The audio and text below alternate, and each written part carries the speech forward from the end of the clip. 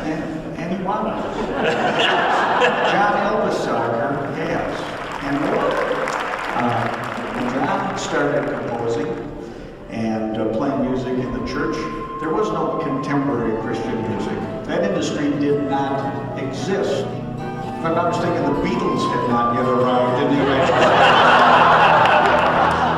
John was out there breaking trail for us in this church. 50 years.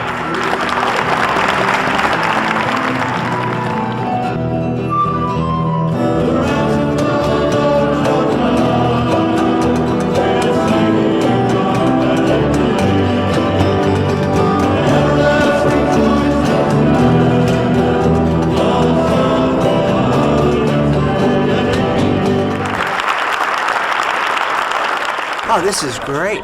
You know, it's fun because we were, even like before we had dinner night before the show, we sang Morning Cry. Yeah. Which I thought was so neat because John Elvissager, who wrote Morning Cry, was in the room with us and everybody knew it. Yeah. And everybody sang it because that song has influenced us. What he has done is influence us. In 1985, John Elvissager wrote Drawn to the Light, our hymn of the day for Reformation Sunday. He named the tune La Crosse because he debuted this song at the Welka Conference in La Crosse, Wisconsin. And it's based on an old English tune called Swartfell's Rocks. John was born in 1937 into a Norwegian Lutheran family in Fargo, North Dakota. His daddy, Carl Elvissager, chaired the religion department at Concordia College in Moorhead. His mother was a librarian. In fact, today, Concordia's library is named for him. John attended Oak Grove Lutheran High School in Fargo, then earned his bachelor's degree in music and history at Concordia College. He then taught high school as a parish assistant at St. Philip's Lutheran, then pursued a master's degree at Minnesota. Influenced greatly by the protest music of Pete Seeger, he crisscrossed the country sharing his music in support of the civil rights movement of the 60s, and he wrote theme songs for national youth gatherings, like the 1961 gathering where Martin Luther King Jr. was the keynote speaker.